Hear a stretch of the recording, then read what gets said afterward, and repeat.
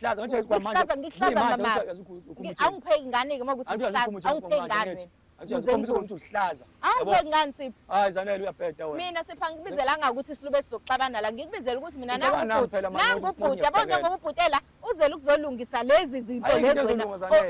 Ayikho into ezolunga mawenza kanje mawuthi ngiyakudakelwa. Ungibukanisi nabantu phambi kwabantu. Angikubukanisi nabantu. Angikubukanisi nabantu. Emasipho ngikubukanisi nabantu. Akasinike ubhuti ithuba, akasinike ubhuti ithuba kanti mina sizobhudela ukuthi Zanele ubhuti ezolungisa izinto. Uyangibhedela Zanele. Uyangibhedela. Mina Sipho kahle kahle ngikubizele la njengoba wena usuphakama. Cha uyangibhedela mawuthi ngiyakudakelwa ekubeni ngabe lento mhlawumbe wafonela bakithi ukuthi mina ungitholi. Ngeke ngizokwazi ukufonela abantu bakini mina abantu bakini angihlangani nabo mina ngawuthi ngihlangana nawe mina ngawuthi ngithandana nawe mina wena bawe ingane zami. Kodwa manje ngithi kade intathi ngaba umkhozi wakhe indlela obehave ngayo ngithi.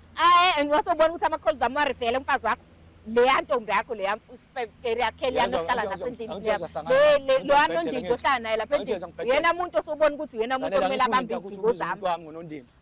Unondinto umuntu wakho unondinto umuntu wakho unondinto umuntu wakho. Ngiyakutshela kanti ngizokuphikisa ngalo. Hayi kahle ngemuthi ngiyahlanyela nami futhi ngiyahlanya nawe ngihlanyela. Hayi angiyazi ke nento esisukumisile ukuthi yona yini. Angiyazi nje into esekusukumisile. Hayi kahle hlala phansi baba. Hlala phansi baba. Asikafiki la. La siyakhona asikafiki. Baba ngiyakucela mfowethu. Hlala phansi ulindele ubhuti uthi uthini. Ngiconfused mina. Hayibo. Ngisafuna ukuzwa kahle ukuthi kahle kahle sikhiphani phakathi kwenu. Usisi uthe wena umuntu wakhe ubaba wengane yakhe. And wena wathi yonke into ihamba kahle phithiphithi wena nonkosikazi wakho uma wengane yakho kwashiyelana. Nashiyana nisathandana but usisi noma efike uyasho ukuthi niyathandana. Akani wabona ukuthi akaqonye usisi wami. Yikho esebona ukuthi lena usekumfazi wakhe lo usisi wami. Mfethu manje ngendlela wayenza ngayo wangangihloniphi lo.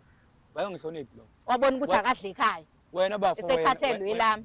Wena bafu mangibuza makuya ngokuthi umuntu wakhe ngakuhloniphi kukhona umhlangano usisi wakhe la. Okay.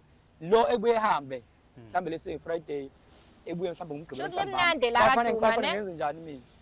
Ngidlala naye ngikhuluma naye ngimbonisa ngihlala phansi ngimbonisa kwafanele ngenze njani kwafanele ngenze njani bene ngikhona umuntu osifazana endlini ekho umuntu osifazana kufanele ngenze lo wakithi wabona lo wakithi shothi limnandi elakaduma akakusaqhubeleke kwezinye ibongo nje ugcilela kaduma. Talking about umjolo show khumbula ukuthi we have partnered with EasyBet lokho ke ukutshela ukuthi you can sign up you can get 50 rand sign up bonus ngokusebenzisa icode ewumjolo icode yakho it's UMJOLO that is umjolo ngaloko uyakwazi uthola 15% weekly cashback uthole 50 rand sign up bonus uphinde futhi uthole 150 first deposit match ngokusebenzisa nje icode lengikutshela yona umjolo UMJOLO that is UMJOLO ngakhohlwa ukusubscribe ulike uphinde futhi ushare ichannel yakhe ebizwa ngokuthi umjolo show nayi membership join phela khona uzokwazi ukuthi uthole inhlelo zethu kuqala abanye abantu bengakwazi ukuthi bazithole ngaphinda futhi upress nangu thanks la eceleni